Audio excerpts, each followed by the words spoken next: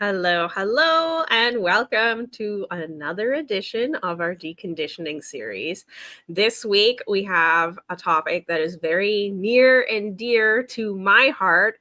Even before I found human design, I thought mindfulness was such a giant game changer for how I felt day to day, how my thoughts were going, and just like overall better sense of well being. So, without further ado, I am going to introduce to you a wonderful friend of mine who is also so wise and just has all the insights. You'll see when you meet her. And when she told me she can actually talk at length about mindfulness, I gasped out loud and I'm like, no, no, no, no, no. You don't understand. I have been hunting for someone to talk about mindfulness. You are supposed to be here.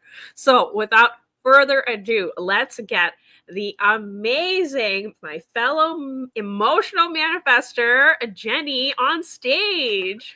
Hello. Hello. I am so excited to have you on. You have no idea.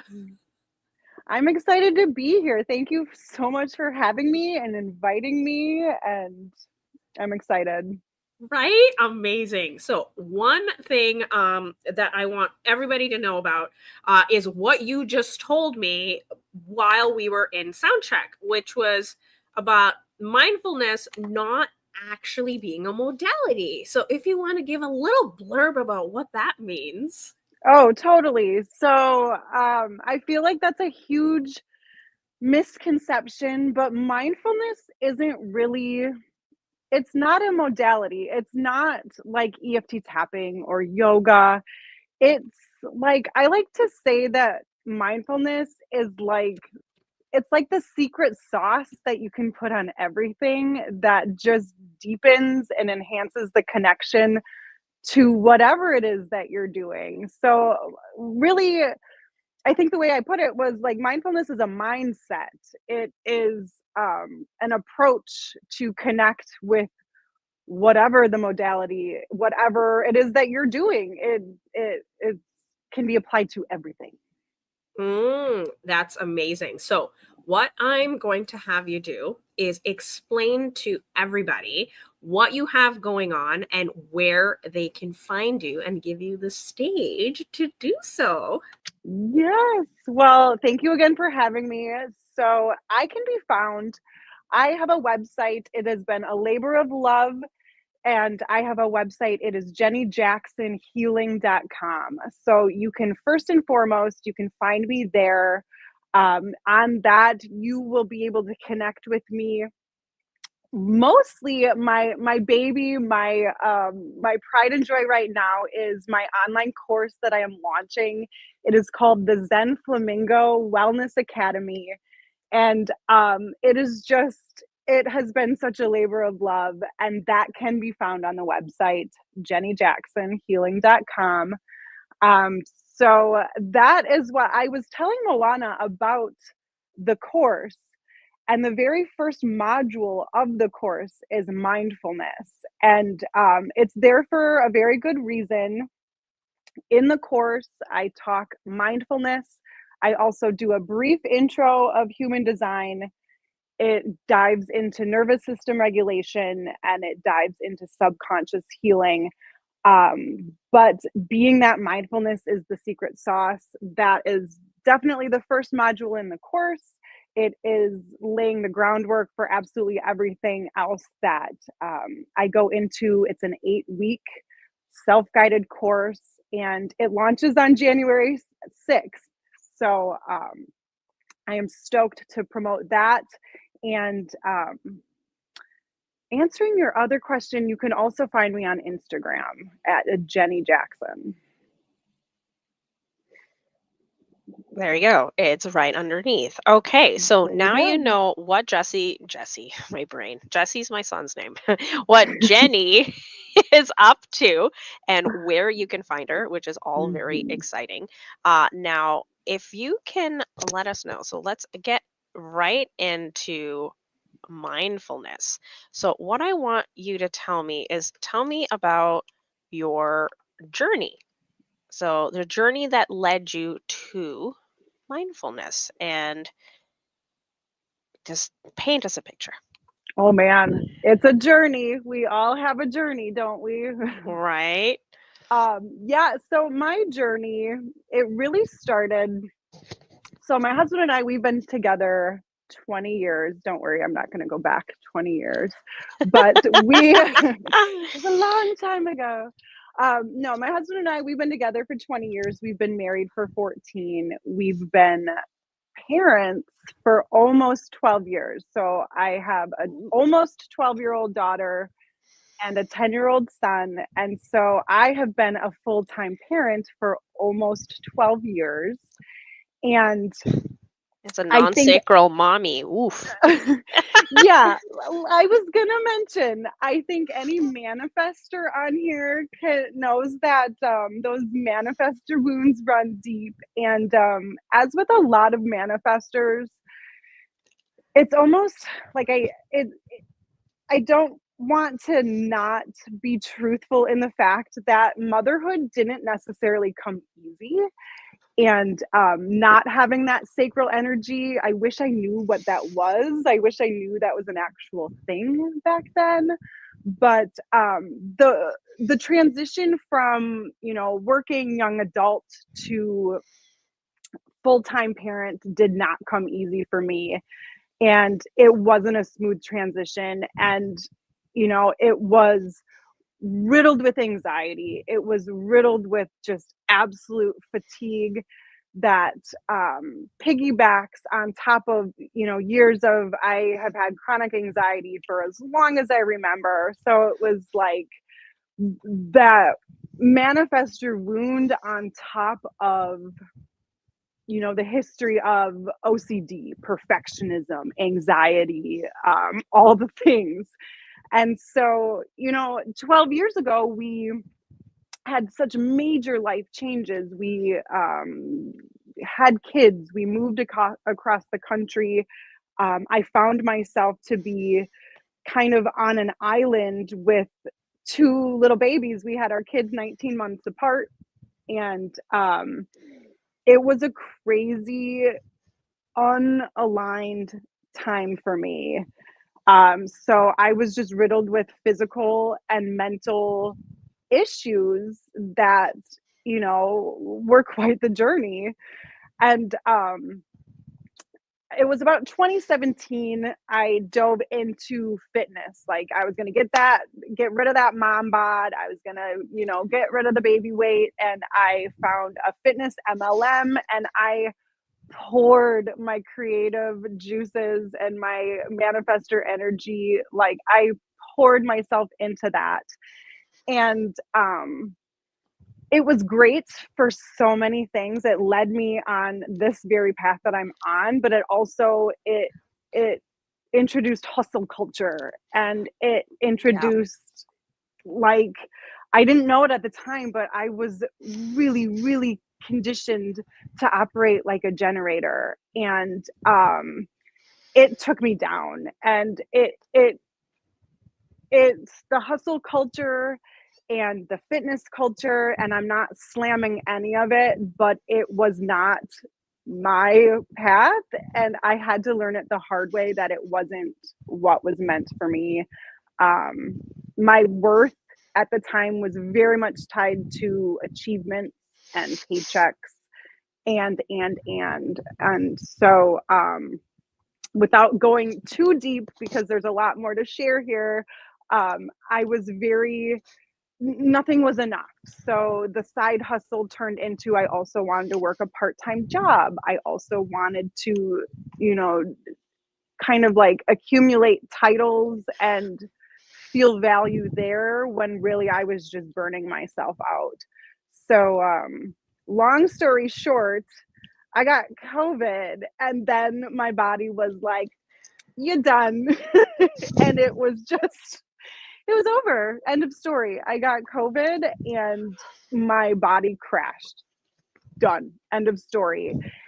And I had to really take a look at what was going on to figure out why I couldn't heal. And intuitively, I was just like, my nervous system is done. And I like didn't even know what that meant at the time. I didn't know what that meant. I just was like, I know intuitively I short circuited the system. We're done. And so from there, I really started like Googling like I have never Googled before. And everything that was being drawn to me was like, heal your nervous system, regulate your nervous system, regulate your nervous system. And of all the things, like mindfulness kept popping up, mindfulness, mindfulness, mindfulness. So at the time, I was about 6 months into long COVID, and I was just like, we're diving in. And still, like at that time, I didn't know, I hadn't been introduced to human design yet. But like I had a creative urge. I had that energy to be like, I am going to dive in to figuring this thing out like I have never figured it out before. And so I just researched all the things, and it was like a beautiful just onslaught of all the things came at me. I dove fully into mindfulness and learning what that actually meant, like the difference between mindfulness and meditation. And I was fortunate that like I got bombarded with just the most beautiful modalities all came at me, and I had a really beautiful like spiritual awakening, realizing the connectedness of all the things. And so it was really pretty awesome to start blending what I was learning about each thing. And then shoot, I got into a container with my guide, and she taught me all about human design, and I was just like like mind blown. And I realized how conditioned I really was. And I realized I had a lot to decondition.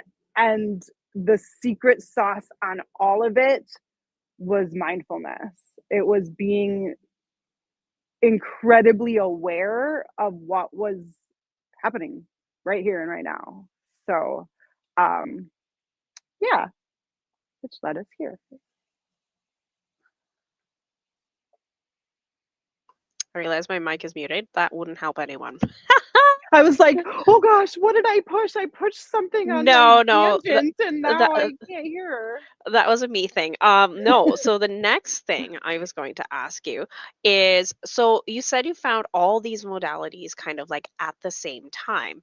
Yes. So what kind of drew you more into mindfulness versus like the other things you found? Well, if I remember accurately, the mindfulness came first because anytime you look into quote unquote regulating your nervous system, the same kind of like onslaught of, go out in nature, be mindful. And I was like, but what does that mean? What does that mean to be mindful? Like what does that mean? Like what are you actually telling me? And Hmm. so I just started getting really curious, and I found a course. So I joined this container, oh, this beautiful container that I learned all about human design. And we went through every energy center and we just worked that puppy, and it was beautiful. At the same time, I saw this beautiful quote that was like, if you want to learn something, teach it. And I was like, Hmm. okay, okay, well, I really want to learn what it really truly is to embody mindfulness. And so I also joined a course. I'm sure that somewhere in my human design chart, by the way, that I'm like a compulsive course taker. And I know exactly where in your chart that is, but I'm sure I knew Danny you would. can what's the word?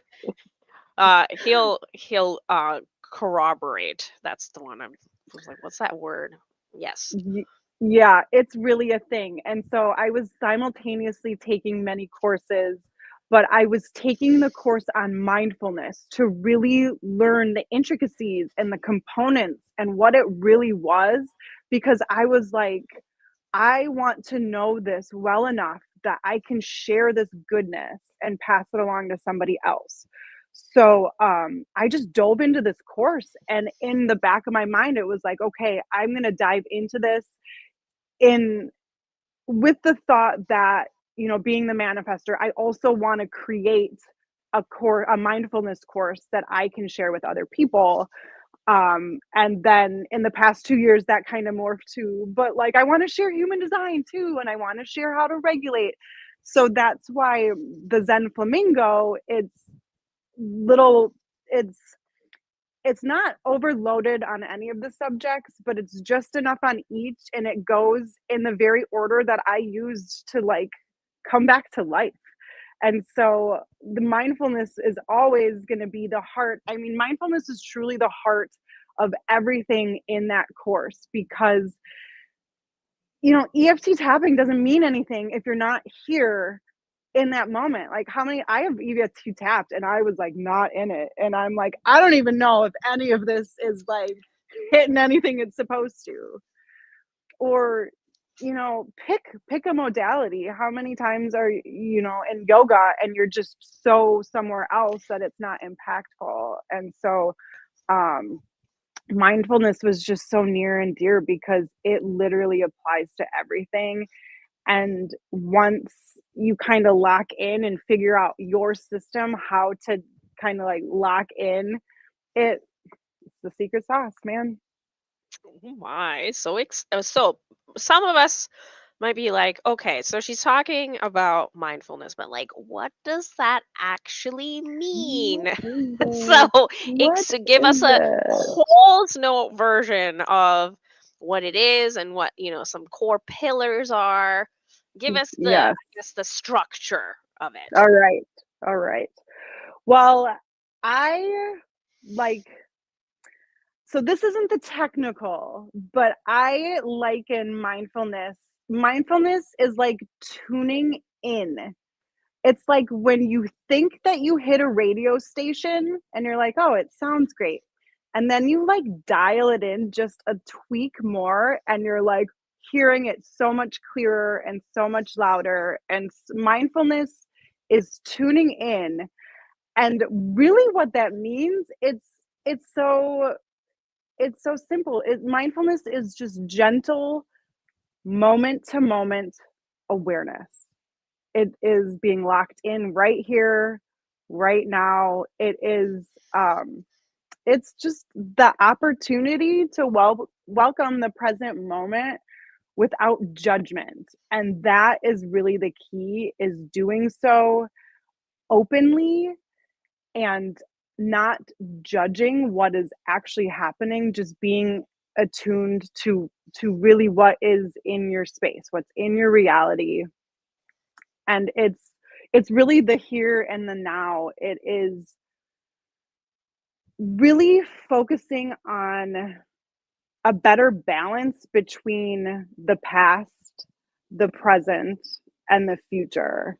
And so it's distinguishing, and it's really tuning in and noticing and learning how to notice when they say mindfulness, the present is here and now. It's figuring out when you're not here, you're there. So if you are lost in the past, or you're focusing on the future and you're not here, mindfulness is that gentle little nudge that's like, okay, hi, here we are. We're right here. And it's a way to anchor down and get off of whatever train of thought, or wherever you were, it brings you back right here, right now. And it's so beautiful. Oh, that is a lovely way to look at it. So, what I want to know is, you were talking about, all the different not so pleasant things you were experiencing, right? So, how did mindfulness change you from all of those experiences being your regular way of life? And like, oh, I'm just an anxious person, or Mhm. I'm just a person that needs everything to be obsessively the way I want it. How did you take that way of being and shift it after you started practicing mindfulness? It was really a matter of looking at things objectively. It was a matter of not labeling myself as I am angry, I am this, I am that. It was looking at it from a widened out lens and being like, I am feeling angry. I'm experiencing angry. I are experiencing anger. It was the separation, and really what I think a really, really beautiful component of mindfulness is when we can separate and realize, like, we're the observer. Like, you can really zoom out and be like, thoughts are thoughts. Yeah, that Some goes thoughts, right into human design, right? oh, The yes, passenger consciousness. yes. And that's when I was learning all of these things. And when I was learning them simultaneously, I was like having so many, like, oh my God. Like, I have tapped into this frequency and I'm seeing it so clearly. Like, it all goes together. But like realizing your thought isn't always going to be fact. Thoughts are just thoughts. And when you can zoom out and become the observer, and really, like, in the course I talk about how, our attention, we illuminate it with, like, this is my flashlight. I'm holding a flashlight Mm, right now, if you're yeah. wondering what I'm doing. But you realize I'm the one that's holding the flashlight here, and my awareness, Ooh. my gentle moment to moment awareness, Mm-hmm. it can be a thought, it can be the TV, it can be my child. Your awareness goes wherever. Generally, it's whatever's the loudest. But ultimately, when you realize, like, oh, hi, I'm the one that's shining the flashlight, you can start to separate. And so I really feel like, for me personally, it started to become a game changer when I was able to separate the thoughts, not like becoming a part, not like an ego thing, not like I am just like this angry, stressed out mom. It was like I was able to separate the thoughts. And there's so many beautiful analogies about thoughts, and it kind of sounds cliche, but when it's really like you can choose Mm-hmm. another thought, that's mindfulness. That's being Mm-hmm. aware and being like, I choose again. Mm-hmm. One There's 5 components of Mm-hmm. mindfulness that I haven't gotten into yet. But like, one of the components is choice. Mm-hmm. You have a choice, but you can't make that choice unless you're right here. If you're like there, You if you're can't like look at the menu if you haven't even seen it yet. right, exactly, yes. Or if you don't even know you're in a restaurant. Oh, well, then that too. Like, I'm in the middle of the and woods. I'd like a cheeseburger, please. What? exactly. If you're so, and I found that that's to be really powerful too. When I learned this, was really, again, learning, like, there is such, and I speak for myself, but I think I can speak for a lot of people when Mm-hmm. I say we spend so much time disproportionately in the past or in the future, Oh yeah, when I call really, it doom like, spiraling. you do. And I call it, like, I'm my train of thought is off the rails. Mhm, And mhm, so mindfulness is this beautiful moment when you're like, oh yeah, my train's off the track, let's put her back on, and let's mhm, center, let's anchor, let's figure out our next step. But just, mindfulness is awareness. And when we can figure out our thoughts have derailed, our train has left the station, but it is off the rails, mindfulness is this beautiful opportunity to come back to the present moment again and again and again and again. um but yeah, it's really a beautiful relationship with your thoughts too, and being like, okay, this also is just a thought, I can choose another one. I'm the one that's churning them out. I can pick again. Mhm. Okay, perfect. So what was I going to say next? The other thing that I think is going to be fun to explain to people is, so what are some particularly, what's the word I'm looking for? Things that people don't understand about mindfulness, or they might get not quite correct. Sure. I think one of the biggest misconceptions is people like to lump mindfulness with meditation. It's not the Oh. same. Mhm. It's not the Mhm. same.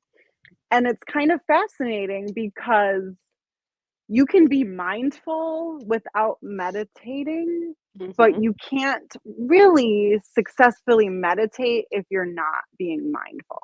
Mhm. And there's a huge difference though. And when I first started, I thought, mindfulness is just meditation. But going back to the secret sauce, you can be mindfully doing anything. You can Mhm. mindfully have a conversation and Mhm. truly listen to what is being said rather than being in your head thinking about what you need to make for dinner, or like, so often I was so guilty of being like, okay, what am I going to say next? What am I going to say next? And you're not present. You're not going to Mhm. fully savor that conversation when you are in your head and you are worrying about those things. Mhm. Even mindfully eating, like, if Mm. I made it a point to try to like eat my meals not on my phone and really just sit.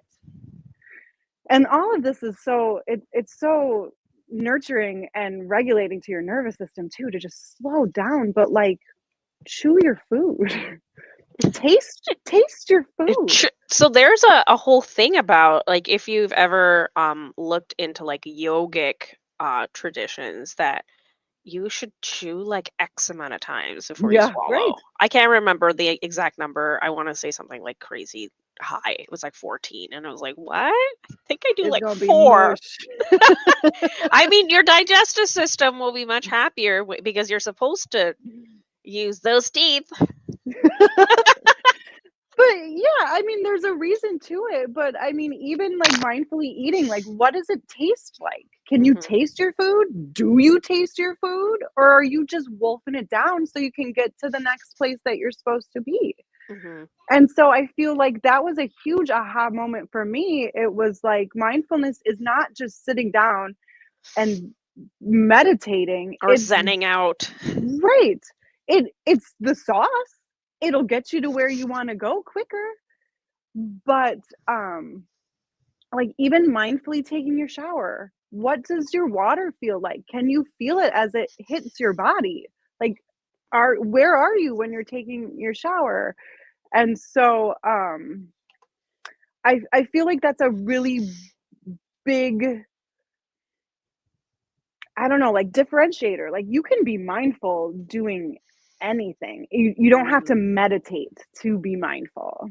Yeah, it's just like everyday experiences. So, you have Mhm. a very exciting demo plan for us. So, what are some things, I guess, you want people to take away or be noticing when they are going to experience your demo? So I think the important thing to remember is, so I think it's funny too, as I say as I say mindfulness is not meditation, I'm going to do a meditation. I mean, for demonstration purposes, this is the easiest way to do it. but, but I think an important thing to notice is just notice your thoughts. What are your thoughts doing as you experiment with this?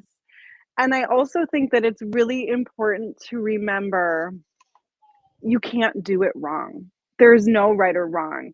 The practice, the practice is the journey, as they say. The path is the practice, and Hmm. so there. When it comes to meditation, I feel like so many people are just so hard on themselves, and they're like, "Well, Mm. I can't." I can't settle my mind down. Mhm. So I'm doing it wrong. And it's like, but no, no, no, no, no, no, no. That means you're doing it right. You are noticing. You're noticing. That Oh. means you're doing it right. Mhm. And it brings you an opportunity to come back to your breath, come back to the moment and like circle back. And then that's when the beautiful rewiring happens. That's when the magic happens. So you can't do it wrong is a really important reminder. Oh, that's beautiful. So, without further ado, friends, we are going to now have Jenny take over and walk us through a wonderful demonstration of mindfulness using meditation. All right, friends. Well, this one I like to do because I say it's the world's fastest meditation, but I'm sure it's not. But the beautiful thing is it's simply being right here. So you don't have to have a certain posture. You don't have to you don't have to have your eyes closed. Your eyes can be open, they can be closed. It's just sitting in this moment and breathing.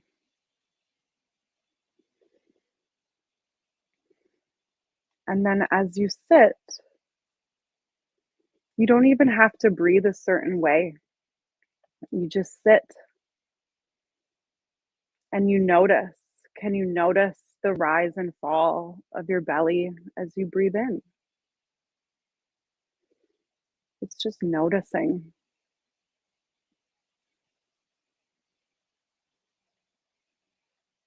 And can you notice any sensations that are in your body?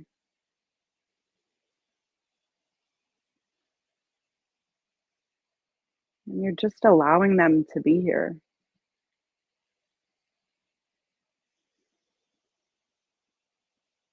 Can you open to how they actually feel?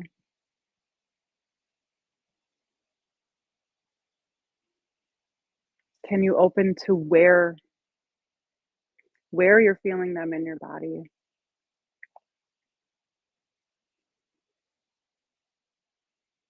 And you're acknowledging this experience right here, right now, for just a few moments.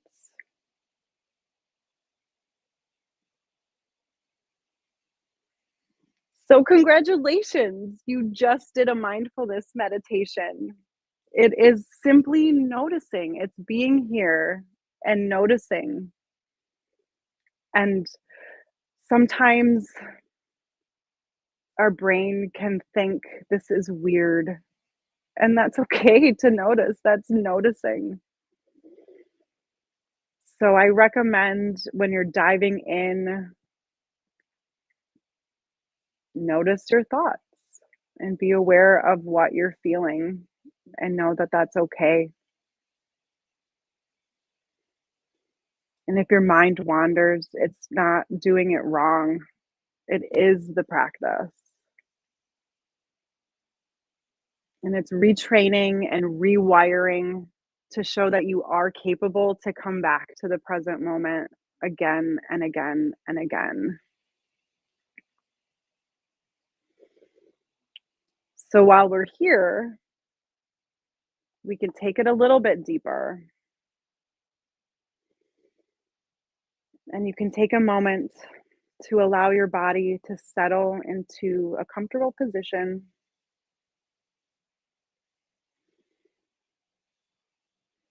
Again, you're welcome to close your eyes or you can keep them open.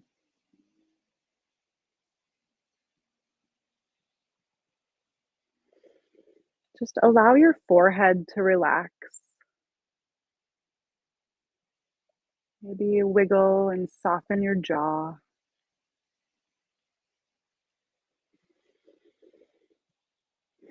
Allow your shoulders to soften. Just be.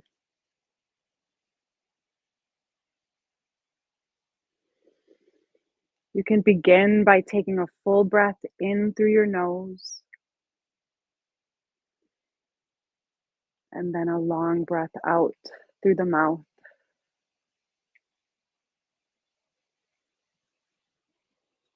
You can repeat that, allowing the breath to settle the body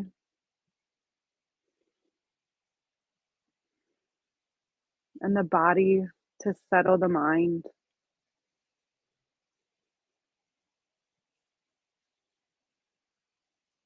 You can feel your chest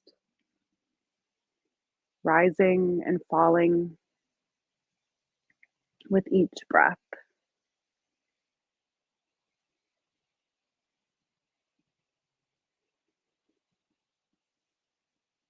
So now for a few rounds, we're going to silently count our breaths as we go. So on the next inhale, silently count to yourself 1. And on the next exhale, 1. Now on the next breath, count again 2. And on the next exhale, 2. You can continue counting your breaths for a few more rounds.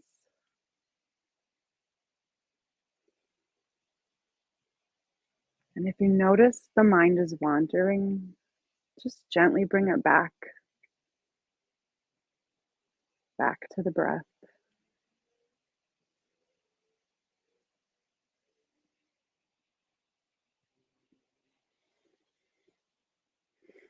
Perhaps you're feeling the passage of air through your nostrils.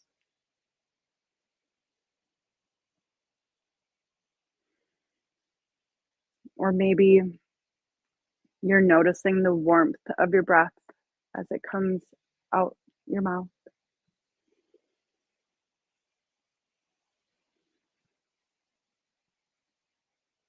Or maybe you're noticing the movements of your chest as you inhale and exhale.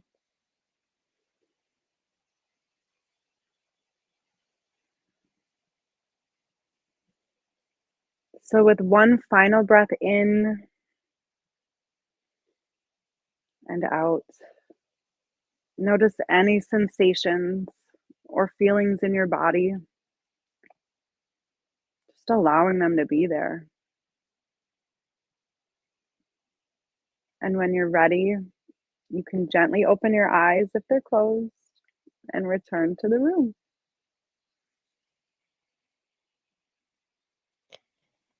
That was a beautiful. Thank you so much, Jenny. Isn't that good? It feels good to be.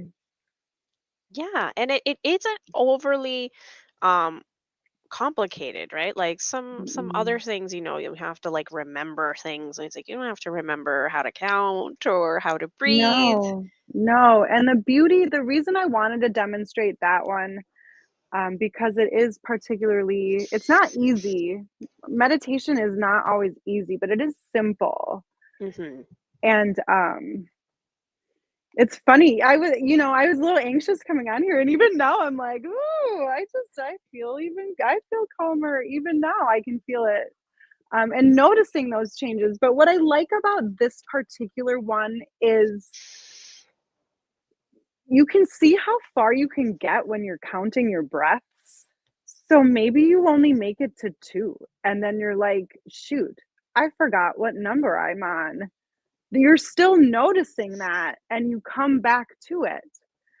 And so what's really kind of cool if you continue on a meditation journey is you can see how much farther you can go. Maybe today you only count to 2, but then you do it tomorrow and you can count to 4 and you're like, I made it a little bit farther, and just knowing that that's okay, it's part of it. But also the beautiful thing with that is like it's not judging yourself. You don't think, oh, Mm, I couldn't even make it to 2. I lost track. I couldn't even it's the beauty of mindfulness is opening yourself to doing it without judgment, and you're just like, mhm, there's a lot of stuff noodling around up there today and I couldn't make it, but that's neither good nor bad. You're not bad at it. You're doing it. mhm. That's great. It's a really beautiful thing when you can look at it from that non-judgmental lens and just be like, yeah, I only made it to 2 today. Like that, it is what it is. That is a wonderful way of looking at it, right? We're always our worst critics. So having like a gentle reminder that, hey, this is like learning how to touch your toes if you can't touch your toes. Just getting Hmm. a little bit 1 inch closer each time Yes, you yes. try, right? Yeah, the Amazing. path is the practice. It's just doing it again and again, and that's truly how we rewire too. If we constantly think, "Well, I failed. I failed. I couldn't do it."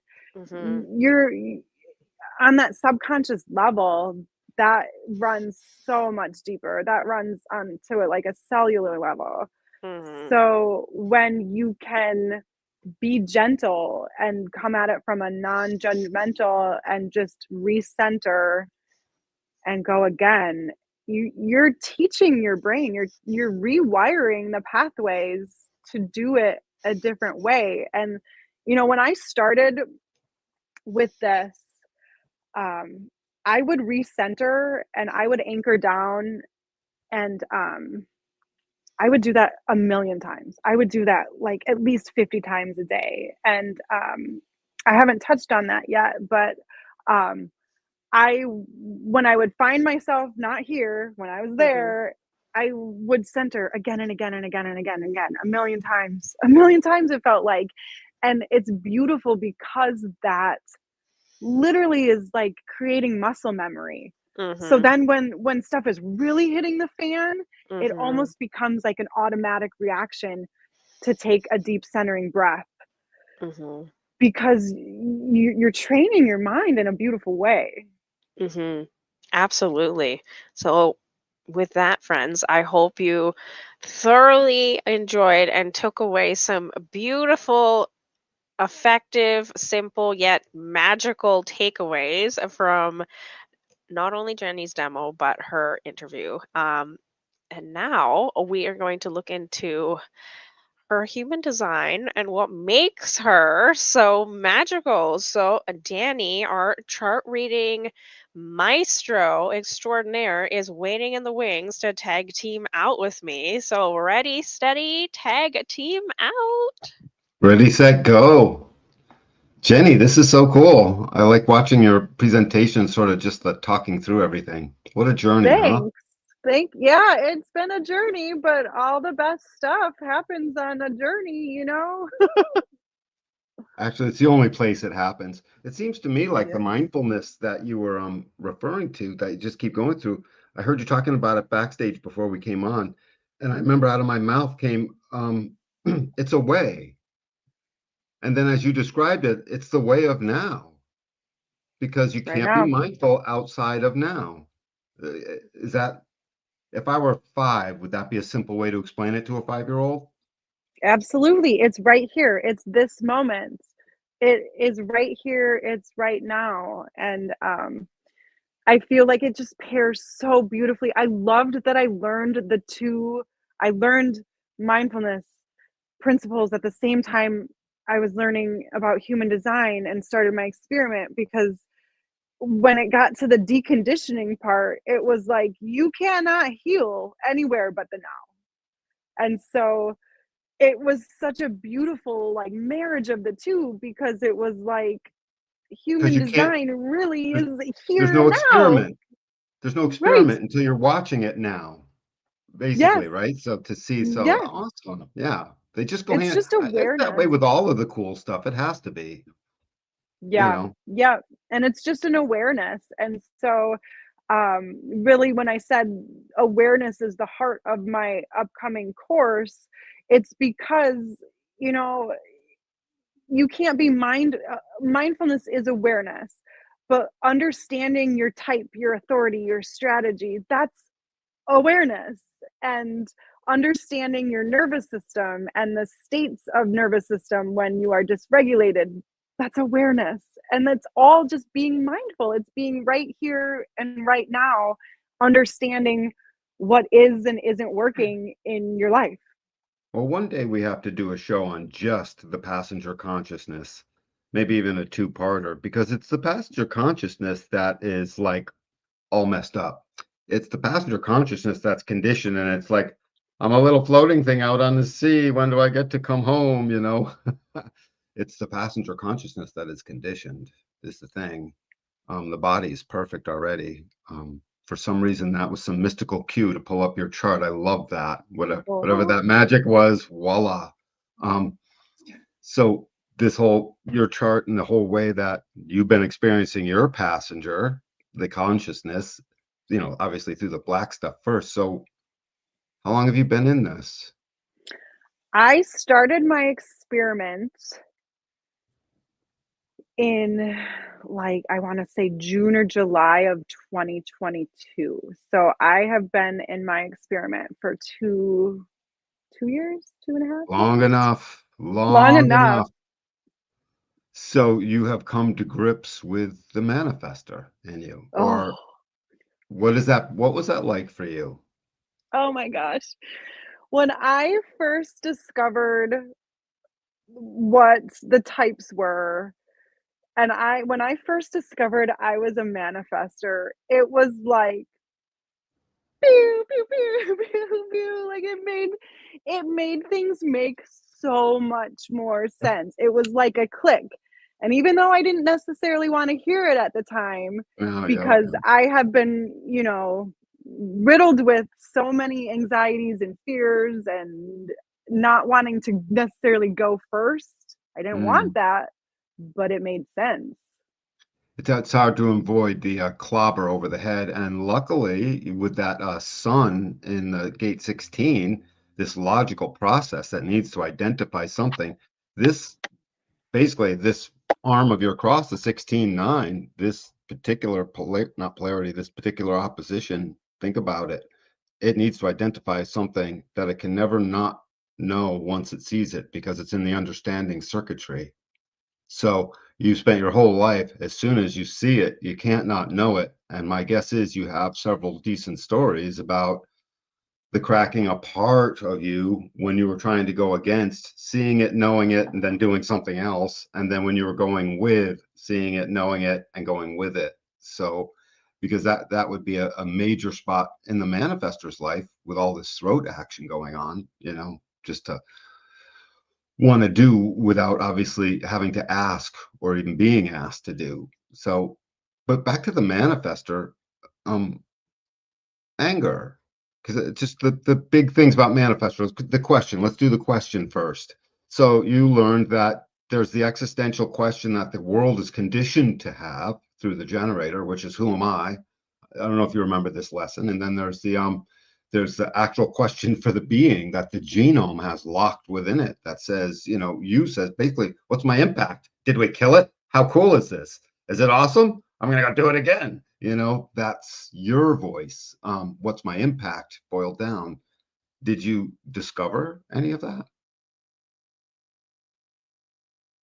Voice, can't hear you.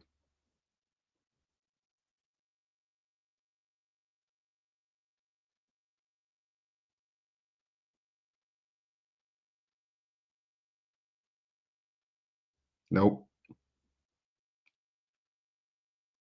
It'll show up in a minute. If you can hear me, take your thing off your volume, click it, mute it, and then unmute it. Can you hear me now? I can. Yay! All Bam. right.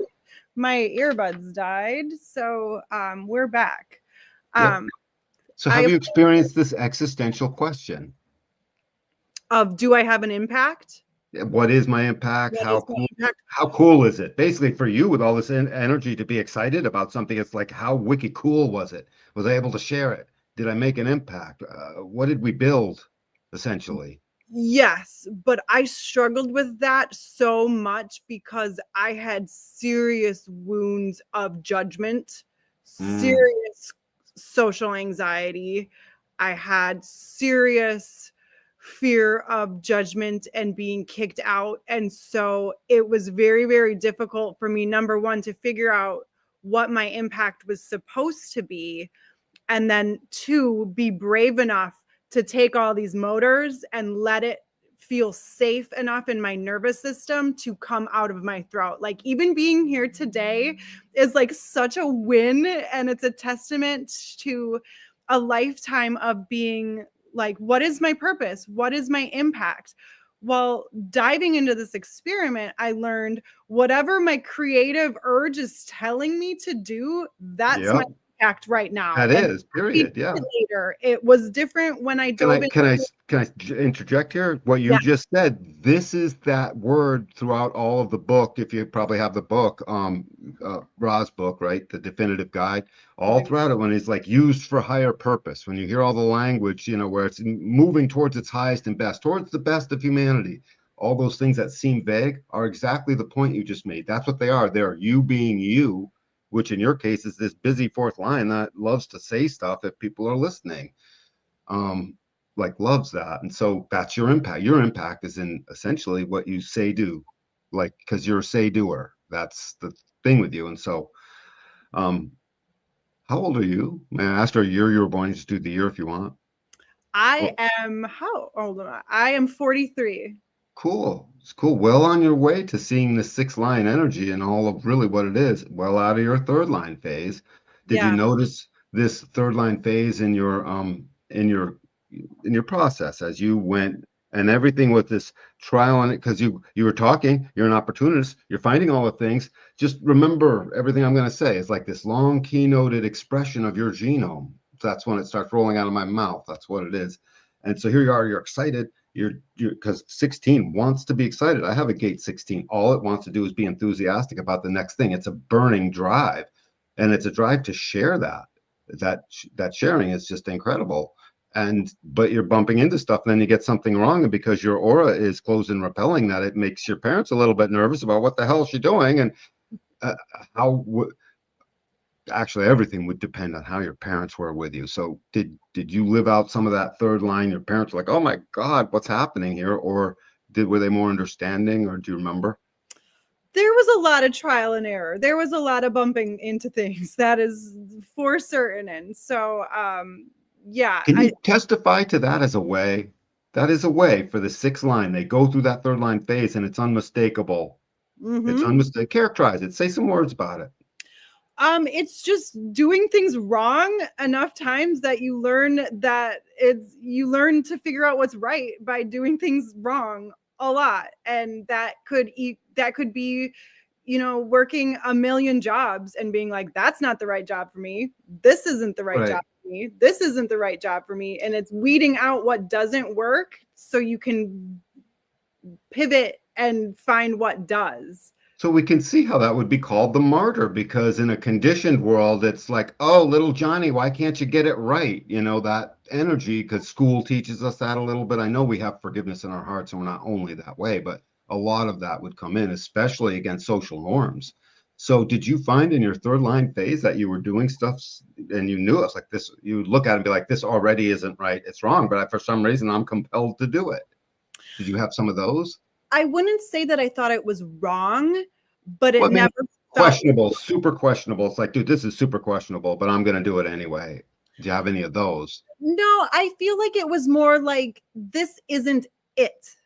This Gotcha. isn't it. It get this Whatever this is, whatever I'm doing right now, this isn't it. Mm. What is next? What is it? And so um I didn't know about all of this stuff yet. And so I didn't realize that, like, I had to follow my enthusiasm. And if I was enthusiastic, that was a huge sign that I was on the right path. And it was also being okay when that creative urge died, when that tether is severed and it's not there anymore. Like, it's okay to pivot and shift. Um, Mm. I find that I always was searching for purpose. What is my purpose? What am I supposed to be doing? And when that creative urge was done, it was like, well, now what am I supposed to do? That energy is gone. The desire to do it is gone. What's next? And I feel like knowing that that is a line 3 thing, and knowing now to, go wherever I'm enthusiastic, whatever lights me up, like that's the path. And it's okay if there's a bunch of different things. They're So all here. what you just described was this polarity that changes as you pass through this midpoint, and you pass past that 28 and you're in that 28 to 40 zone, and it's like the gear turning over from 3 into 6 all throughout that period. It's very 6-ish, it's very 3E, you know what I mean? It's both. It's a tumbling field.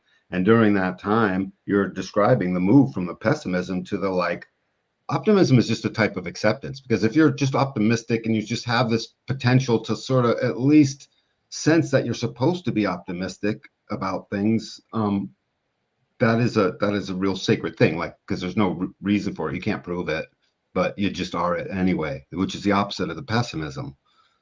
These two things are polarities to each other, oppositions really. Yeah. So that's what you're really speaking to that. So on a third line phase, but it wouldn't get you down because you're a 6 line being, and the optimism stayed there. And I'm willing to bet each thing that didn't work only bummed you out for a little while as you moved along, or some things might longer than other because you're emotional. But I am very emotional, and we I'm know, very, very heavily conditioned. So yeah. I didn't always necessarily roll with the punches. Mm. I having the open head and pretty open ajna. I was riddled with self-doubt and just always assumed I was doing it wrong. And so that it was really hard to fully lean in, because I was like, but is this right? Is this right? What'll people say? What are they going to think? Is this weird? Am I going to get judged? Am I going to be embarrassed? And so I really, very early on in my deconditioning process, I realized how heavily conditioned and out of alignment I was. No one gets out alive, Jenny. No one. No one yet. No one yet. No one yet. Except some children, maybe. There's some children, maybe, but not so much. Right? Yeah. Ugh, no one But gets out alive, man. yeah, it was just it all came at the right time, and I feel like I've been able to much more wholeheartedly celebrate the enthusiasm and know that that's a gift, and to know that wherever it leads is the path. And that's why this whole journey has been really beautiful for me, is because it's like, okay, well, I am really into these things. I need to lean in and Absorb. absorb and shed all of the layers that were not serving me. Well, something about this, I want to do incarnation cross and nodes and put them together, because there's this continuity amongst your, inner planets. The sun down at least through the moon and Mercury. And it's an incredible continuity that keeps showing up. Your sun on your personality side is a 4th line, right? So that this is this very 4th line.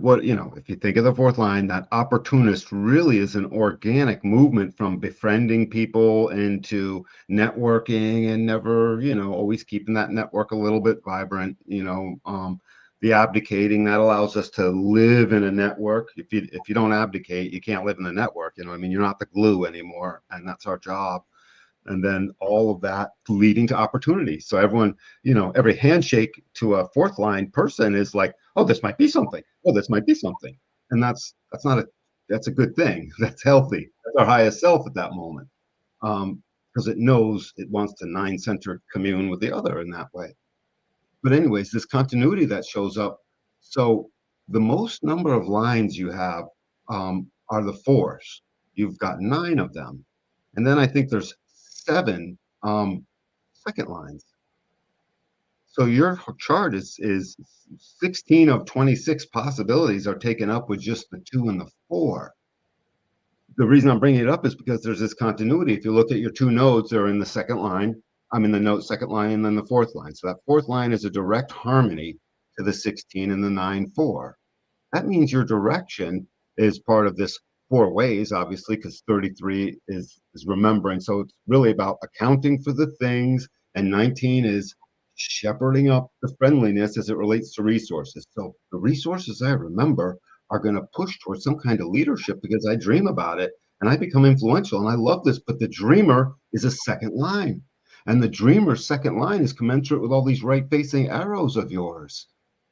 That's just this right facing arrows. Like, I don't know. Don't ask me to be strategic. I hate that stuff. Oh my God, yes, that's the story of my life. Well, now, how profound is that in you? Just describe that for a little bit. What I just said. Flesh that out. All the rightness. I don't want to be strategic. Don't make me focus on the same. I can't tell. You're asking me to go in my brain and figure out what to do with that right now in a way that's I wasn't thinking about. So the way that I see it is in my brain, I have so many balloons. Like, and I visualize them as balloons that are like floating up into the ether. And then asking me to strategize, asking me to put together some sort of form and strategy is like me trying to wrangle all these balloons and get them into some sort of shape. So Like catching water, right? Yes, absolutely, like catching water. Yeah. And so it's very difficult to try to create something and build something when you have a very, very passive, receptive mind. My first instinct is just to watch the balloons float away. I just want to sit and observe them and be passive and be receptive and say, there they go. And then my chart wants me to feel how that feels and then tell you about it. It does, literally. But there's no strategy involved. So it's very, very hard to move forward with goals. Your highest self then becomes this recognition of the right beings in your life. This becomes half of your higher self nature. And the thing is, you have to be called into it. Every chart has its continuity. So even the things that seem like a dissonance or that seem off, that's just a construct of our mind. They're not off, they simply are, right? There's nothing wrong. I look at it like God can make no mistakes. God makes no mistakes. Every chart's perfect, for God's sakes. They're perfect. So in your perfect chart, you have this second line on your 41 and your 31, and it sits there with 5 others in your chart, making it so that your movement, your way, has to feel called out of you. And it's calling from 41 and 31 and 41, which you just got through this period. 41, you said you're 42 or something like that, right? So you've been living in this 41 energy that is fantasizing. So right-minded, everything is just pouring through, fantasizing about where this might lead, where this might lead. This is your fantasy. And then the 16/4, what's its harmony? Its harmony is a 16/1, right? So the 16/1 is delusion. You would transfer between the 4 and the 1 every once in a while and run into straight up like maybe this and maybe that and tra-la-la. And as long as no one pulled you into saying, hey, ego girl, prove it, and let me make you feel nervous, right? All that not self crap starts to go in. As long as that didn't happen, it was perfect. But then there you are, aware that basically that second lines can be sitting there practically naked, not realize, oh my God, everyone's looking at me, put on your robe or something, or just sit, the inside face. The inside face that shows up on the outside once in a while, and then when you notice someone's noticing it, you sort of snap out and put back on your outside face. Mm-hmm. That thing. The second line's inside face is always willing to be like, huh? It's sort of just like staring off into whatever, waiting. So your way towards leadership is happily excited, and all the details get wrangled through. I love these lines. Dedication is the 9, and the 16 is the leader. This leadership that naturally falls out and has communion with the others to work best, and the dedication to see what's worth being sort of focused on. And I add that to an ego willpower, and it's the ego willpower to basically emotionally become clear on all of that. And I guess I'm getting back to the fact that you're a 2-4 and a 4-6, in which case the first 30 years, which you can still remember quite acutely, you were a 2-3 and a 4-3 because of the sheer numbers. Think of all the times the hermit in you just said, did what gate 40 says. Gate 40 is decapitation in your thing. So gate 40 says, I'm going to get rid of every single force in my life that's no good. And so now the second line is waiting to be called by someone who is any good. And so nah, nah, nah. Your way would be filled with nah, and yet you're wondering, but I don't want to say nah, I'm networking. Let me pull them back in. Let me figure out a different way around that. This would have been a process inside of you between the second line's, I don't know, maybe I'm in a little shell, and the fourth line's, oh no, what did they say? Let me call them on the phone and find out. Did that take place? I'm looking Well, at the unfortunately, I was so riddled with social anxiety for a really long time. I didn't allow myself to pursue what could or couldn't have been achieved with those social connections. Um, it, Let's get to that. Yeah. I look back and it's a lot of missed opportunity, Many. Yeah. many. And Are you pissed? um no, because the 6 in me wants to learn and look at the lesson and Yeah. know Sure. that it made me who I am. So no, I'm not pissed. Good. Was I a It's a little, fair question, right? yeah, disappointed Yep.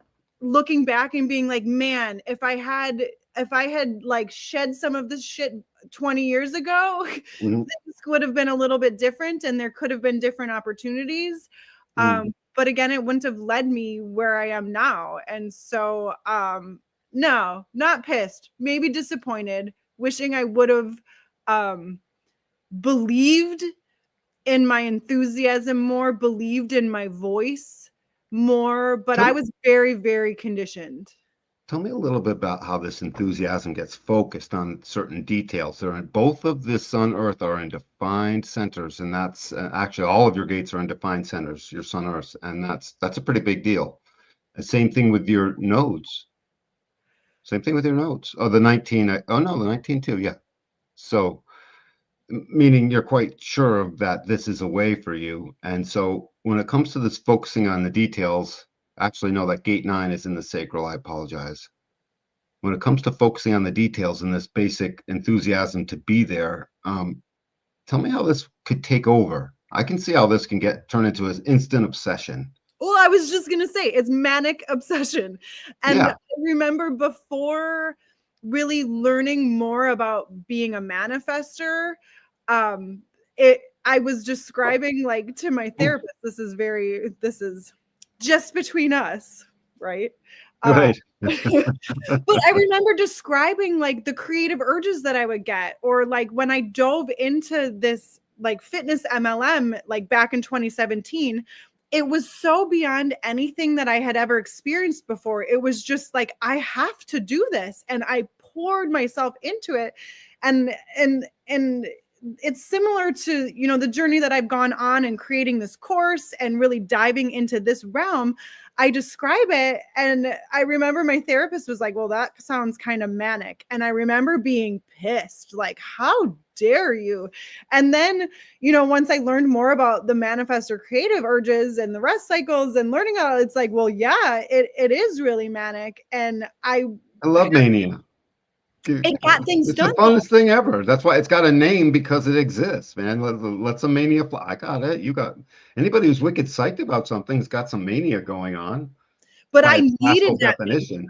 I needed the mania because Yeah, without the strategy, with the quad right and with having no strategy, I had to rely fully on the mania right, to get it done because I couldn't rely on strategy. I couldn't rely on an right, outline or a plan. Like right, I had no plan. I had concepts, like concepts of a plan. I had concepts of a plan. I didn't actually right, have a plan. So I was purely operating off of the motor centers and the right. enthusiasm, and that can only take you so far before you're like, like you said, I forget what you said about like dreaming it up or almost being Yeah, delusional about it. delusionally daydreaming, which is Yeah. correct for you. Yeah, at a certain point though, it became I was delusionally daydreaming about sharing mindfulness with others, sharing nervous system regulation, but I could only rely on the enthusiasm to get me so far before I would have like oh shit moments where it was like, okay, now it's time to like let the rubber hit the road, like time to strategize, girlfriend. And that's where I would crumble and be like, Crumble. let's burn it all down. We're going to burn it all Burn it. down. Yep. I Burn it can't down. do it. And Yep. so it takes that dedication and You know, that that sort of, burn it down is that third line energy primarily. You know, yeah, because like that 1-3, that is our starting profile, is that, you know, it's a foundation and then the martyr. So if the foundation's no good, the third line comes along and tears it down, you know. That's I'm also very loyal, and it's in my chart somewhere. I don't remember where, but I am loyal and I see things through. And so it was like, okay, well, I know that this is correct for me. I know I want to do this. So like, let's figure this out. And maybe it's going to take 2 years instead of 6 months, but I will see it through. no, indeed. So putting this whole just cap on it to say there's part a 2-4 in you That's as interesting. well as a 4-6, because the nodes make our way. The variables, you probably only looked at cursory variable stuff. I'm guessing the variables. The top two variables are called the dependent variable. Sun Earth on the personality, Sun Earth on the design. They depend on, they have no life unless they're resting on top of the independent variable, which are the nodes, design and personality nodes. So you can take the brain out and the nodes will still operate the body just fine. It just won't have no awareness. But you can't do it the other way around. So one is dependent upon the other, quite literally. And the independent variable is independent. It's independent of you too.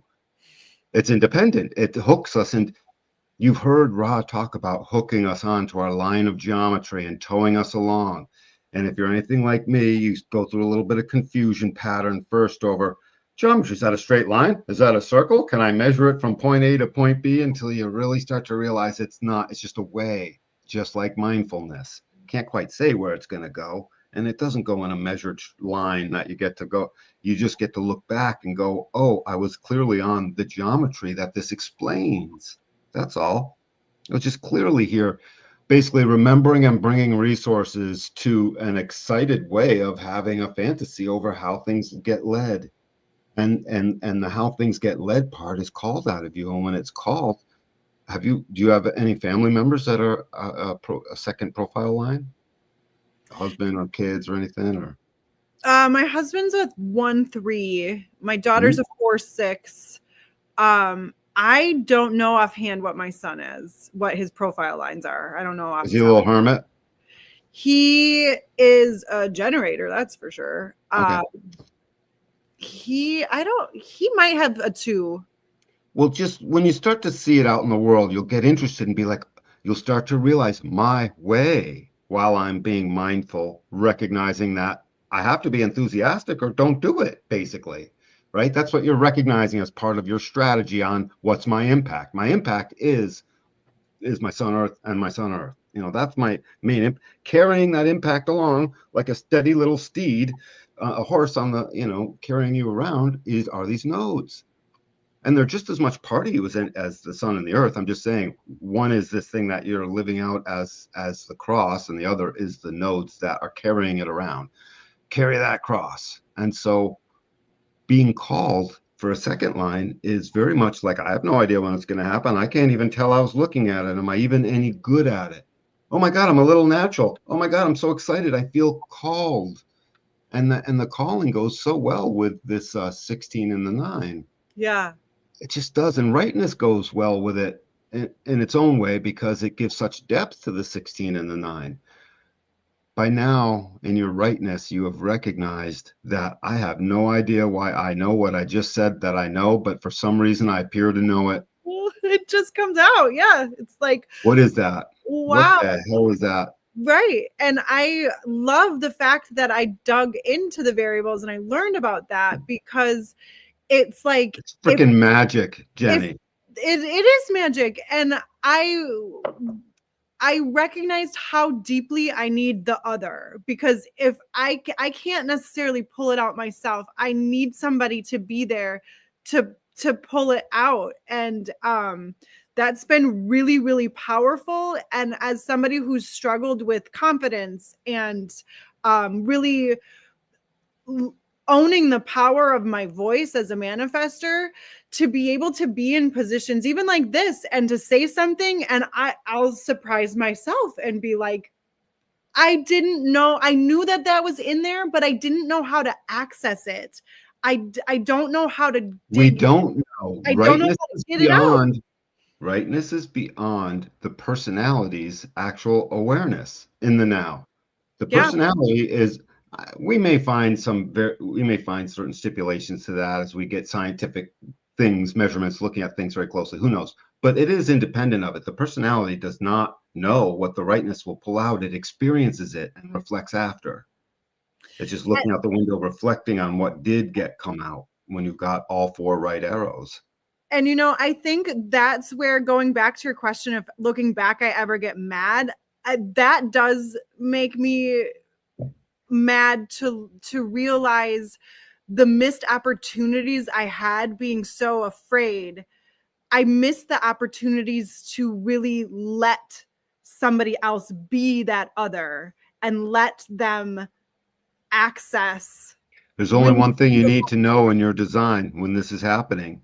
Do you sense the potential for loyalty? That's A. I'm speaking of your designs on Earth.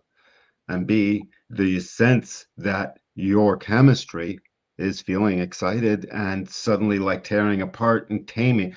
Dude, the taming power of the small is like the magician with his kit of everything in the world to make anything happen. That's the taming power of the small is a big deal, gate 9. And so these two things have to, when those two things are happening and your chemistry is giving you that excitement, and you suddenly realize I'm sharing and you sense possible opportunity, that's how you know it's the right person, even if they end up being the wrong person. That's how you know it's the right person now, enough for you. Does that make sense? Yeah, it totally makes sense. And the trust is a big thing, to really lean into Everything. Yeah. trusting. And I like literally have the word tattooed on me, trust, because I didn't trust myself for a really long time. And that's where, again, like missing the opportunities as a 4 to have those connections, and missing the opportunities to really thrive and be enthusiastic about something. These missed, I these didn't missed up. trust enough. Go ahead. And Finish your thought. yeah, I didn't trust myself enough to lean into that chemistry, and to lean into the really trusting myself to know that I knew what I knew.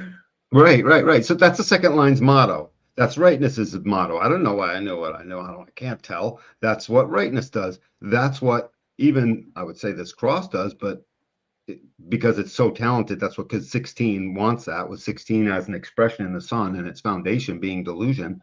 I have a 16 too.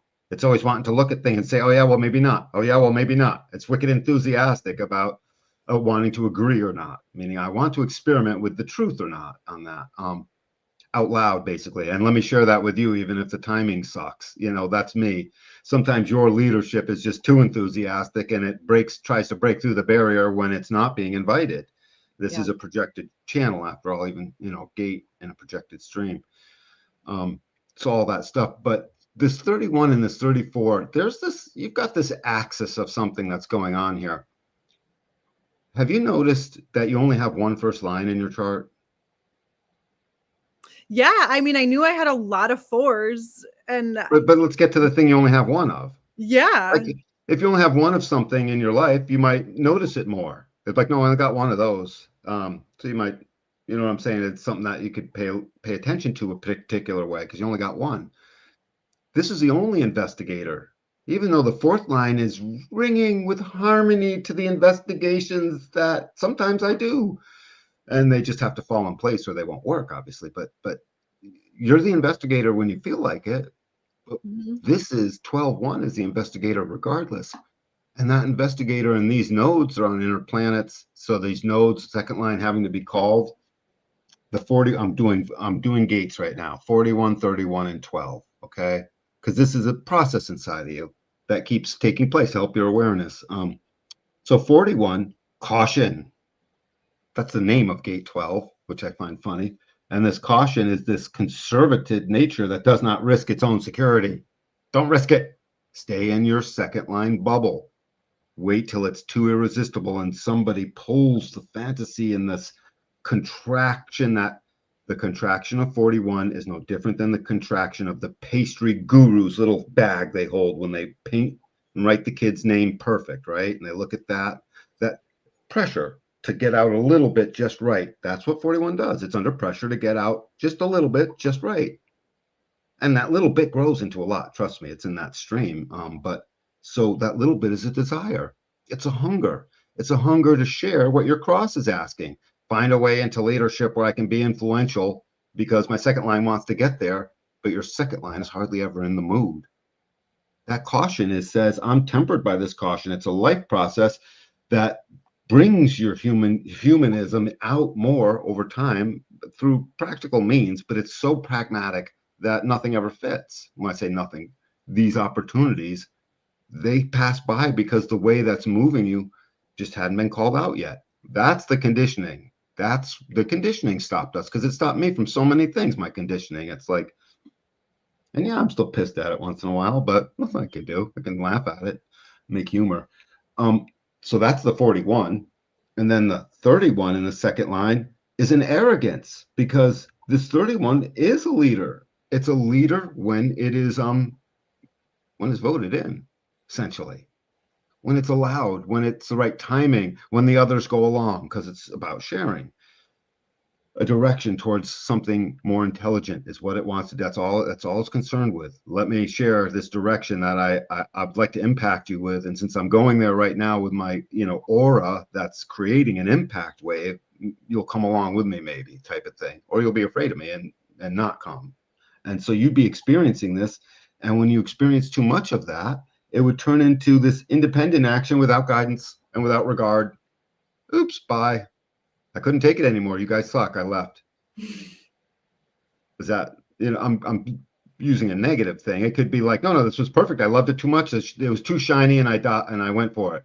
So, it's about moving on without the other. That's a perfect second line thing. It's like, no, I got called and I just decided to go. I didn't want to bother anyone. I just want my own internal harmony. That's the second line's creative theme, harmony. The fourth line's creative theme. What is it? If you remember, it's aloneness, right? That's the fourth line's creative theme is in your alone. You know all about aloneness. In Sure fact, leave me do. alone. Yeah, I'm alone right now. Leave me alone. That's a hard one for it. So when I take those two things, the arrogance, let me read it. You read your lines? You read them at all and go in the back of the book and I have not. I haven't quite understood that as much yet. yeah, no, I'll show you. And if you want to work offline on it, I love teaching. It's my favorite. It's leadership that cannot wait for consensus. Oops. There you go, leading the way, sometimes with no one behind you. And you're totally bummed because your fourth line wants everyone behind you. Your cross wants everyone behind you. The 3740 would like to be as supportive as possible. And where is everyone? Who am I going to cook dinner for? Where's my tribe? I'm all alone out here. I can't have that. So do you see how connected you are to these nodes now? So that second line of these nodes, the nodes are your way. That's all. Just like the simplest to the 3-year-old and a 4-year-old, it's like, no, honey, the nodes, that just means your way, where you're going, and sort of maybe something like that. Second lines need to be called. I'm a 2-4. I know what it's like to be called, and everything else gets out of the way. So by the way, arrogance isn't a bad word. This arrogance is your highest purpose in certain ways because it's your own internal knowing. It's like, I'm going this way. When the second line gets called, guess what? It's right. Just like when the little kid says, or in a generator. It's true. That's true, So Yeah, I'm not scared of the arrogant. I Good, could good. use more arrogance because I have needed confidence. Well, here's the thing that. Sometimes arrogance is like the little boost. Mhm. I'm not afraid of arrogance. Good. You shouldn't be. You should actually sort of like that a little bit. Um, but then in this other expression, it would show up. You'd be waffling between these two things, and you'd show up as a drive for expression that just can't wait and may even cost leadership and certain friendships too, may just sort of cost in the moment. Meaning a drive to move. One is like, just I'm going, and it's not rude or not rude. It's just pushes ahead. And the other one is a little bit arrogant about it, and it'll like almost put it in your face. I'm, doing this thing, and it starts to cause, problems because the second line gets called too much. And the other looks at Jenny and says, what's a jerk she was, or something like that about something. And it's not true. A real friend is be like, that's her line, her chemistry drove her over there. Well, but Dan, didn't you want to? Well, I totally did, and I'll fucking say something afterwards, but nothing I can do. Those are the friends you need. We all need them, by the way, Yeah. literally just like that. So, second line, calling out through this beautiful sort of inner knowing of a leadership, along with this caution. I can't tell if I even want to do this. Maybe I don't even have the energy to share this with another, right? These are both second line themes in its little creative bubble, waiting to be creative. When I get to 12, your only first line, um, I should have a way to have this like book sort of embedded in the screen so I don't have to look away. Caution. So this quality of restraint and importance of this meditation before action. It's an inaction before confronting temptations. And the first line is this monk person that's withdrawn. Withdrawal that can only be maintained with communal support. This expression of social withdrawal and its value when it's okay with everyone else. So here is the second line, not accepting the call, but the caution of gate 12 made a little foundation saying, no, I could possibly accept that from someone else. These were the conversations going on inside the personality that's like, I'm on a wild ride and I just want to be enthusiastic. And I noticed a bunch of details, and I'm very friendly about that. Mm-hmm. Friendship 37's name is friendship. That friendship that's tribal in nature. And so with that one first line, gate 12's caution is one of the greatest manifesting because it's where we first learned to articulate. And gate 12 was the dropping of our larynx some 70, 80,000 years ago, to where when we're children, when we're first born, we can drink and breathe at the same time still, but that drops in that first few months or however long to where we can start to articulate a longer, elongated larynx. So suddenly we can start saying stuff. And that happened for us all these tens of thousands, 70, 80,000 years ago with the gate 11. You have 12 and 11. These are the articulation. The I opened up the eye of the ajna inside of humanity to be like, I have an imagination. Like, oh, looky here. You know what I mean? I have an abstract imagination that has ideas. I have a fancy idea, and gate 12 was there to articulate that. So this was the beginning of our true consciousness. I mean, our biggest consciousness push that started with ideas being able to be articulated. It drove language and every other expression you can think of. And so you have these two gates. And the 12's caution that simply says this withdrawal, that it's only works when it's supported by others. And in the negative, this absurd expression of social caution and extreme withdrawal from all emotional contact. And it's to understand, it's to understand the wickedness of gate 12. So if gate 12 were a set of knives, it would be the dagger. It would be the dagger because it's so sharp. Think of its melancholy and its capacity to sharply express anything sharply. And sharply can be good, and sharply can be medium, sharply can be awful, and sharply can be rude, and sharply can be ill-timed. But sharply it's meant to cut through. Remember, it's divinely connected to the entire idea process of humanity starting, 80,000 years ago. And so as gate 12 is literally asking itself, what do I be cautious about? What it's really looking at. The line says caution in the face of temptation. The temptation is the emotional wave on the other side. You have both gates. The temptation is to feel the beauty of that emotional wave from 22, your manifesting channel. That is the grace to listen and get up to gate 12 that has a melancholy that there's no one worth listening to. It's not, and nothing's worth, everything sucks. There's no one worth listening. I don't want to hear him. I don't want to hear them. That's I don't want to hear this new idea anymore. It's no good. I thought it was, nothing worth listening to. And as that starts to assuage in this line, it starts to get wicked excited because its voice says, I know I can. I know I can or not. It's the prime manifesting voice, even more so than 45, right? 3 manifesting channels, and this is the middle one, and it's individual, so it's designed to mutate. It's designed to be unique. It's a freak. It's the only social expression of individuality. That's it. And gate 12 is the monk in you, and it's cautious, and it resonates to line 4 because I mean it harmonizes with it. Do you know about the harmonies 1 to the 4, 2 to the 5, and 3 to the 6? Nope.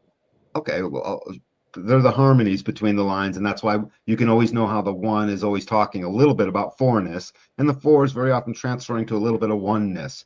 The 2 with the 5, the 3 with the 6. And that process that started by virtue of you 6-line guys out there, people, because you have the 3 and the 6 process. So it's a harmony to it. So it will always resonate and harmonize a little bit to wanting to externalize that. So here is gate 12, richly articulate, manifesting, knows how to roll up its sleeves and go do a thing because it knows it can. That's prime manifesting, meaning I know I can go move this mountain. I can go roll that thing over, whatever I want. I can go knock it down, whatever, RoboCop, I can go do whatever. And that's what it knows. And it's a monk looking at its wanting to externalize like the 4th line. I long, gate 12 longs. And then it doesn't do because 31 and 41 says, I'm in a shell. I'm in a shell. I'm in a shell. And 4 says, but I want out. But I want out. I want to talk about it. And now you get to know, you'll have to listen to this over and over a few times to just see how the 12-1 has been the monk that was always willing to pop out, by the way, because your cross demands you share supportively. Rightness demands you be with the other so they can pull stuff from you. Rightness in the dark is like one hand clapping, Oh, that one hit. That one hit. It's literally it's what it is. You'll never catch the rain. You'll never hear the clap. It can't exist. It's antithetical to our 9-centered form is the thing. And so the manifestor knew that just wants to make an impact, likes to go fast, totally is able to slow down at times, unless the enthusiasm takes her away, in which case, oops, and her friends better be intimately aware that oops is great. Hey, Jenny just had an oopsie. Let's open up the little thing and catch her, because by now your 3rd line process has taught you how to be very intelligent about all of this stuff anyways. Yeah. Gate 12's caution is the foundation of how to open up to the wave, not how to be cautious. It says the gate of standstill. That's what the old I Ching named it.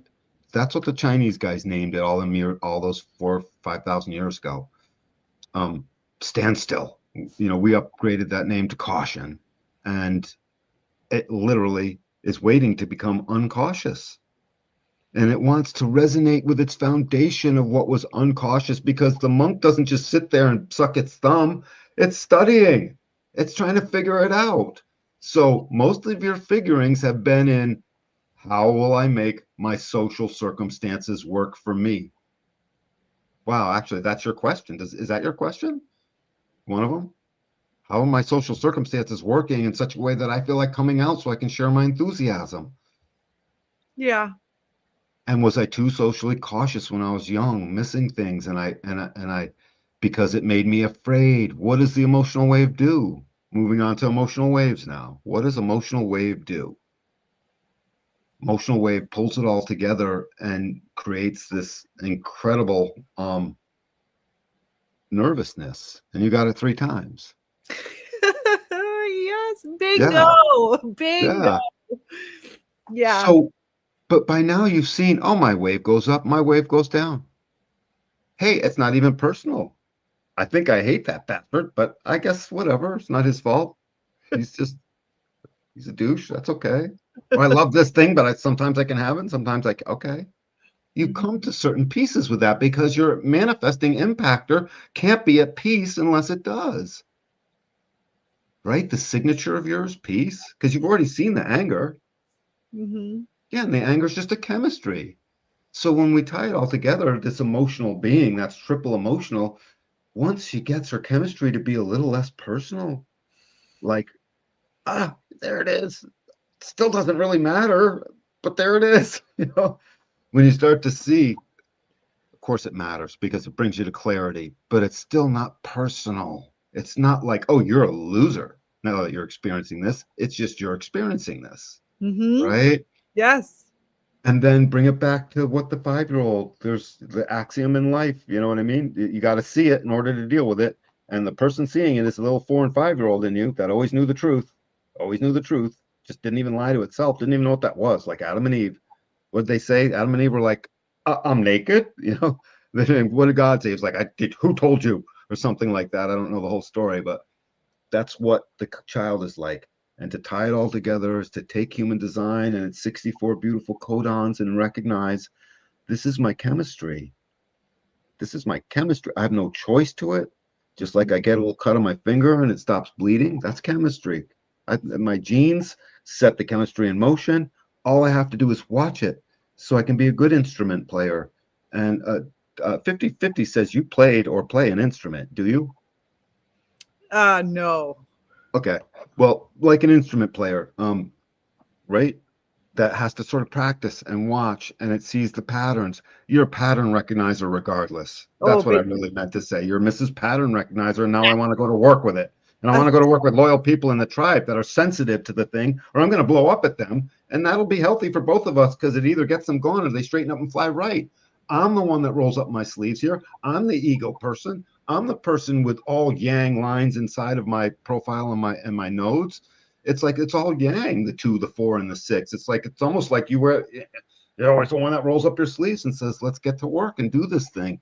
That's all correct for you, and it's all a chemistry, and not one spit of it matters because you're all right, and you're just waiting for people to pull stuff out of you. And those folks that put a drag on that aren't right for you, and it doesn't make them bad. It means you got to figure your buffers distance between your or that can push things away and them how far they're pushed out.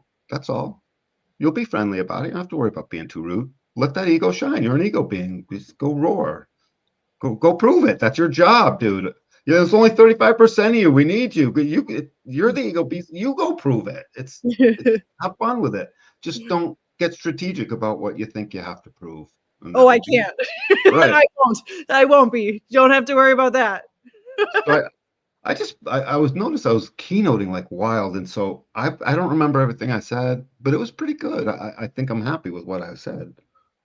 I very much look forward to watching this again and again to absorb and to take in everything because it some of the thing like I do need to learn more about the lines, but I'll man, teach you. some of the things there was like a zing straight to the like Yep, my eyes started watering and it was like, yeah, that beautiful. center. Happiness makes us cry most of all. Just remember that, in my opinion. So, Well, so and I'm very clarity, pleased. So thank you. We clarity touch, is a yeah, beautiful thing. clarity. It's a So beautiful thing. thank you very much. Mm, Well, good. On that, I guess we're done. Hey, I'm Danny. I'm Danny Guru HD on Instagram. If you want to send me a direct message. Okay, I will. Let me write that down. All right. Okay. Well, Danny, that was nice and meaty. It was meaty, wasn't it? And you know what? As I was getting Very. meaty, I have to tell you, I had an anchor. I had an anchor. You've impacted me with your dang anchors. I was like, I think I'm jumping around. I am jumping. Oh, dang. Because she has to notate things. Yeah. You know what I mean? To get the little timestamps of talking about gates, talking about channels. We didn't even talk about open centers, you know. Oh man. But yeah, you didn't even hit the 1 hour mark. So Oh, really? no, you were about 5 minutes away from it. I saw the tying it all up No, that signal. was only because that's what you were saying. Yeah, because you were like, well, this and a this and a this, and you put it all together, and I'm like, okay, he's tying all the things together. That's the reason I had that there, not because I was like, Dan, you're taking too long. I lost track of time. I had That's a no good idea how thing. long. That means you were in the zone. Yeah, I had No, no idea. you're doing you did great. Unless Thank you, there Moana. was things that you really want to tell Jenny, like you're okay.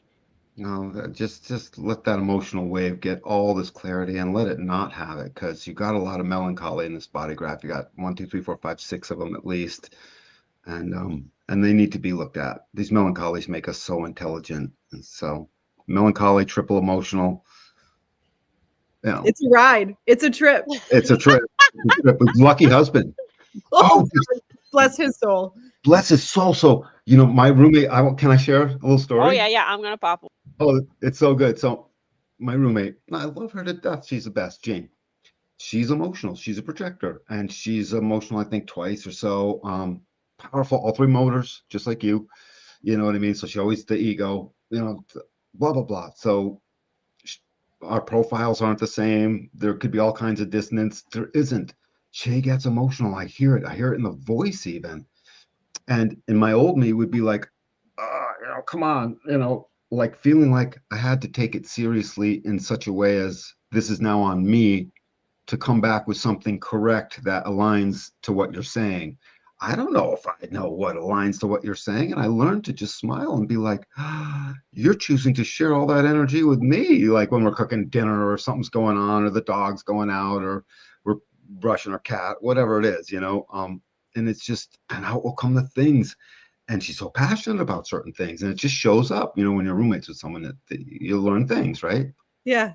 I lean in and I'm like, and sometimes she'll even look at her own self and be like, oh my God, whoo, I came down hot and heavy, hot and heavy ego voice, hot and heavy, root sustained pressure, just like you, hot and heavy, right? With the Yeah. words and the emotion and that emotional voice and the leaning in and the commanding of the attention, right? All these things and I would just smile and be like, look at all this juice pouring out of you. And for the first time, I watch her feel heard, and it's a wonderful thing. And does your husband do some of that for you? Like in that way, like he just lets it fly. He lets it fly. Yeah. He is very patient. We have been, I mean, like I said at the top, it's been 20 years. So he's seen every version of me. He's seen the growth. He's seen the depths of he's seen it all. And I think that's what makes, I mean, we've just been through all of it together, and that was really powerful for me to be like, holy shit, he's not going anywhere. And I was able to Not be cautious.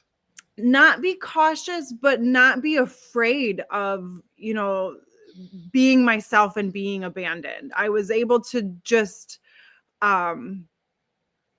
not to be so grounded together that I know that I can let all the colors fly and he would be okay with it. But I also had to do, when I did some serious deconditioning and I looked into every gate and I looked into the not self themes, and it was very, very humbling. And I had many like come to Jesus, go to your husband and apologize moments where Yep. this is not a Good you. ego. Egos can apologize, dude. You guys are amazing that way. It was very humbling, but it was like, look, like I recognize this in myself and I'm sorry. I'm sorry that you get the brunt of these 3 emotional waves and this like voice, words that can come out like knives. Like, I The apologize, dagger, right? dagger. And I had to really be like, and even with my children, even with my kids, I think that there was such beauty in learning human design, because it really let me sit down and have the conversation, like, this is a me thing, this isn't a you thing. I mean, sometimes it's a them thing, but Like, sometimes it's a yeah, me thing. And to have that awareness, and that's why I just freaking love mindfulness and awareness so much, is to have that awareness and be like, look, this is on me, this is not on you. I recognize it. Thank you for loving me anyway. right, That right, is a right. huge part of deconditioning. And it's a really beautiful thing when you can find your people and they love you and accept the dark and the light. And when you Right. can recognize, I think Yeah. one of the most impactful things for me was when I learned to recognize the dark and the light, and when I fully accepted the melancholy and I fully accepted the dark. And when I really learned to love those now, I mean, even though not self themes are not ideal, they show that you're not necessarily in alignment, but at the But they're same, a road sign. They steer. They show. and They show. They're when you know what they are, they're kind of handy. they're incredibly handy, because then you Yeah. can course correct. But I learned to love those aspects of me as much as I loved the great, enthusiastic, friendly force, Bubbly, you know, to, emotionally open, right? The openness. It's a channel of openness. That manifesting channel, yeah, right? You're designed to be the impact of openness, except when it's closed. right. And to not want to be open to the dark stuff that you don't necessarily like, well, that's Mm. very limiting, and that will eat you up and it'll make you sick. And I had to learn that the hard way. So once I really started to learn and dive into all of this, and really started to like love even the stuff that I didn't like, that's when really profound shifts started to happen. And it was like, okay, maybe there is something to learning the aspects that maybe you don't want to look at. When I learned that I'm a rambunctious tool sometimes, and that's okay, because I can't manifesting generator. Next time I do this, I really have to have so I can pull my chart up too, so that I guess can see the chart, for a moment. Yeah. Um, and manifesting generator 2-4. It's my variables are split. Busy. I have this. My nodes are your sun Earth, by the way, the 16 and the 9. On the unconscious side at 3420. Anyways, it's just sometimes I just full speed ahead, and why doesn't everyone think this way? You know what I mean? And suddenly, and I realized, whatever. Like I said, sometimes I can be a total tool, and I didn't even know. Mhm. And I don't want to care. I don't want to have to care. Dan, you're being a total tool. Okay, or something, or I don't want to have to feel bad and carry that around is the thing. And so that became part of my deconditioning. I remember watching it. And then you started going through this journey, and you can see it, because that emotional clarity, we need you guys. I'm open there. Is your husband open emotional? No, he has, but he's a generator, and he has whatever emotional wave. Like, I looked at it, and forgive me for like, I don't, I am I still, get it. but like, he has the wave where I was like, well, that one doesn't really count. Let me look. The source wave. Are I you think thinking the so. source wave, 59.6, the one that basically Let me counts look. the most, but Pull it up, you because I can't was tell it's like, there? you're not really, because he's very not. He hums along like he's planing along. Yeah, let me I'm look. thinking you're thinking 59.6. He's got. Does he allow himself to be read by you? Because someone could easily get turned off. Don't tell me who I am, or they could be open. He's very open. He goes along for the ride for sure. Oh, Yes, thank he's God. got the 59.6. Yep. Yeah. Well, That he's is. emotional, and it shows up with him on a longer run. I mean, unless it's torturing him, and then it shows up daily as a torture. But if life is plain, well, that's how it works, because it's this is the wave that it's generated. The rest of the waves are all either, think of the emotional wave that is a projected channel, right? I mean, that's not this is the only emotional wave generated. That means the generator sustains. It's a sustained wave. It never turns off. And if it's part unconscious, he's not even aware about certain things. And so it only catches him by surprise. And, if that's the case, but Yeah, it is part unconscious. It's half and so, half. yeah. Did you ever have someone read between you and your husband? No, not yet. It's so exciting because when both people are even a little bit aware, it becomes so much easier to point out. It's like, hey, so just like we were pointing out now, the things you must love about the other that are required to do anything else would be like complaining about somebody who had, some kind of disability. You can't complain about it. Yeah. Kids, right? Kid's missing a leg, so he can't walk any faster. Well, you can't complain Right. about that, right? Yeah. Yeah. And you wouldn't want to. And suddenly it's not that big of a deal. Um, that and the open centers. And your kids, have you looked into the kids? I love reading for families and getting this stuff right so these dang kids can grow up and surpass us. Yes. Yes. So interestingly enough, with my husband, his only defined centers are his emotional, like that's his only channel he's got is the 59.6. Otherwise, Yep. he's completely open. And then yeah, my kids, That's been hard on your husband as a 1-3. Where are the arrows? You don't have to pull it up. Just are his arrows, just the personality arrows. Just the personality. his top two face left. No, the top two face left, bottom left goes right, and then bottom right goes left. So So he's got one right facing arrow in his environment. Yeah. Sounds like what you're saying. Okay. So he's strategically looking at what he's supposed to get done. He's got all this openness that left him uncertain. With an emotional wave that knows deeply it needs to be connected to somebody. That's this wave's job. That's this channel's job. Break down barriers that to union, and get into the aura of the other. And 90% of that inside of a human below the age of 45 or 50 is, the opposite sex, clearly. You know what I mean? Get with and drive that emotional bond. And it's got to be supportive. It's tribal. So I don't know what to support. I'm strategically supposed to know what to support. There's too many things. Where will I find the right love? I don't want to show anyone that I'm looking for the right love. I'm terribly insecure about that. God damn it, I don't find it. I'm going to tear it down and make something else until he ran into you.